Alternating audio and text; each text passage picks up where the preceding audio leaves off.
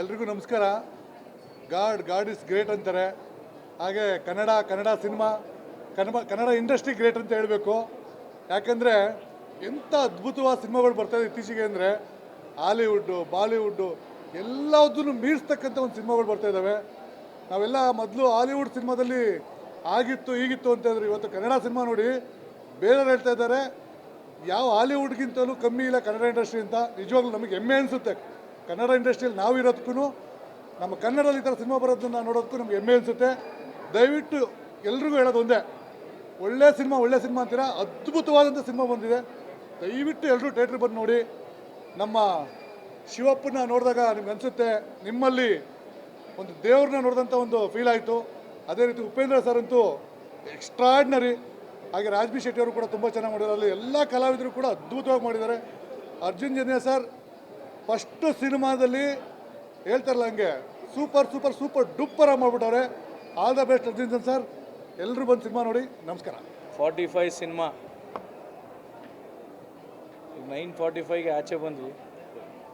So Ramesh ಅಣ್ಣ ಹೇಳಬೇಕು ಅಂದರೆ ಒಂದು ಕನ್ನಡ ಸಿನಿಮಾ ಲೋಕದಲ್ಲೇ ಒಂದು ಅದ್ಭುತವಾಗಿ ಒಂದು 3 ನಕ್ಷತ್ರಗಳನ್ನ ನಮ್ಮ ಕರ್ನಾಟಕದಲ್ಲಿ ಶಿವಣ್ಣ ಇರ್ಬೋದು, ಉಪ್ಪಿ ಸರ್ ಇರ್ಬೋದು, ರಾಜ್ಬಿ ಶೆಟ್ಟಿ ಇರ್ಬೋದು, ಹಾಗೂ ಎಲ್ಲ ಕಲಾವಿದರು, ಕನ್ನಡಿಗರು ಯಾವ ಭಾಷೆಗೂ ಕಮ್ಮಿ ಇಲ್ಲ, ಯಾವ ಹಾಲಿವುಡ್ಗೂ ಕಮ್ಮಿ ಇಲ್ಲ ಅಂತ ಕೆನಡಾಗೋಗಿ ಕೆನಡಾದಲ್ಲಿ ಕೋಟ್ಯಾಂತರ ರೂಪಾಯಿ ಖರ್ಚು ಮಾಡಿ ಕನ್ನಡಿಗರು ಯಾರಿಗೂ ಕಮ್ಮಿ ಇಲ್ಲ ಅಂತ ತೋರ್ಸೋಕ್ಕೆ ನನ್ನ ಸ್ನೇಹಿತರು, ನಮ್ಮ ಬ್ರದರ್ ಇವತ್ತೇನು 45 ಸಿನಿಮಾ ಮಾಡಿದ್ದಾರೆ.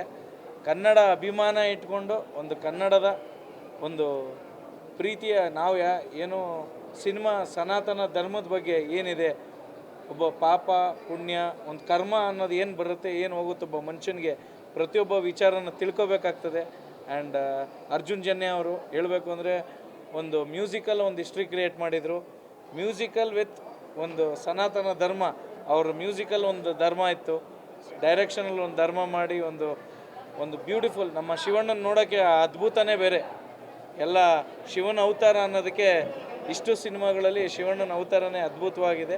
ಸೊ ಆಲ್ ದಿ ಬೆಸ್ಟ್ ಚಿತ್ರತಂಡಕ್ಕೆ ಒನ್ಸ್ ಅಗೇನ್. ಎಲ್ಲ ಟೆಕ್ನಿಷಿಯನ್ಸು, ಆಲ್ CG ವರ್ಕ್ಸು ಕೆನಡಾಯಿಂದ ಕೂಡ ಬಂದಿದ್ದಾರೆ, CG ವರ್ಕ್ ಮಾಡಿದವರು ಕೂಡ. ಸೊ ಎಲ್ಲರೂ all the best once again. 45 ಸಿನಿಮಾ ಸೂರಜ್ ಪ್ರೊಡಕ್ಷನ್ನು ಸಕ್ಸಸ್ಫುಲ್ ಆಗಿ ಇನ್ನೂ 100 ಸಿನಿಮಾ ಈ ನಮ್ಮ ಸೂರಜ್ ಪ್ರೊಡಕ್ಷನಲ್ಲಿ ಬರಲಿ ಅಂತ ಹಾರ್ಟ್ಫುಲ್ಲಿ ವಿಶ್ ಮಾಡ್ತಾಯಿದ್ದೀನಿ. God bless you. ಒಳ್ಳೆಯದಾಗಲಿ. ಯಾವಾಗಲೂ ಸಕ್ಸಸ್ಫುಲ್ ಆಗಿ ಇನ್ನೂ ದೊಡ್ಡ ಸಿನಿಮಾ ಮಾಡಿ. ಸಿನಿಮಾ ಮಾಡ್ತೀನಿ ಅನ್ನೋದು ದೊಡ್ಡ ವಿಷಯ ಅಲ್ಲಣ್ಣ, ತಾಕತ್ತು ಬೇಕಣ್ಣ. ಆ ತಾಕತ್ತು ರಮೇಶ್ ರೆಡ್ಡಿ ಅವ್ರು ಒಳ್ಳೆ ಮನಸ್ಸಿದೆ. ಇಲ್ಲಿರೋರು ಎಲ್ಲರಿಗೂ ಗೊತ್ತು ಅವ್ರು ಏನು ಅಂತ. ಸೊ ಆ ಉದ್ದೇಶದಲ್ಲಿ ನಾನು ಅನ್ನೋದು ಬೇಡ, ನಾವು ಅಂತ ಅಪ್ಪು ಅವ್ರು ಹೇಳಿದ್ದಾರೆ. ಆ ಸನಾತನ ಧರ್ಮ ಒಂದು ಕಂಟೆಂಟ್ ಇಟ್ಕೊಂಡು ಒಂದು ಒಳ್ಳೆ ಸಿನಿಮಾ ಮಾಡಿದ್ದಾರೆ. ಸೂರಜ್ ಪ್ರೊಡಕ್ಷನ್ಗೆ ಹಾಗೂ ಶಿವಣ್ಣ, ಉಪ್ಪಿ ಸರು, ರಾಜ್ಬಿ ಶೆಟ್ಟಿ ಅವ್ರಿಗೆ ಹ್ಯಾಟ್ಸ್ ಆಫ್ ಹೇಳುತ್ತಾ once again all the best. 45 ಎಲ್ಲ ಜನ ಎಲ್ಲ ಸಾರ್ವಜನಿಕರು ಇರ್ಬೋದು, ಯುವಕರು ಇರ್ಬೋದು, ಹಿರಿಕರು ಇರ್ಬೋದು, ಪ್ರತಿಯೊಬ್ಬರಿಗೂ ಒಂದು ವಿಚಾರ ಇದೆ. ಏನಪ್ಪ ಒಂಚೂರು ಫಸ್ಟ್ ಇಂಟರ್ವಲ್ವರೆಗೂ ಒಂದು ಕಂಟೆಂಟ್ ಏನಿದೆ ಅಂದರೆ ಅಲ್ಟಿಮೇಟ್ಲಿ ಫೈನಲಿ ಕ್ಲೈಮ್ಯಾಕ್ಸ್ ನೋಡಿದಾಗ ಲಾಸ್ಟ್ 20 ನಿಮಿಷ ಆ ಬ್ಯೂಟಿಫುಲ್ ಆ ವರ್ಕ್ ನೋಡೋಕ್ಕೆ ಪ್ರತಿಯೊಬ್ಬ ಕಲಾವಿದ ಇರ್ಬೋದು, ಇವತ್ತು ಟೆಕ್ನಿಷಿಯನ್ಸ್ ಇರ್ಬೋದು, hats off to you once again. Thank you. Interesting ಮತ್ತು ಇನ್ಫಾರ್ಮೇಟಿವ್ ವಿಡಿಯೋಗಳನ್ನು ಮಿಸ್ ಮಾಡ್ಕೋಬೇಡಿ. ಈಗಲೇ ಸಬ್ಸ್ಕ್ರೈಬ್ ಮಾಡಿ.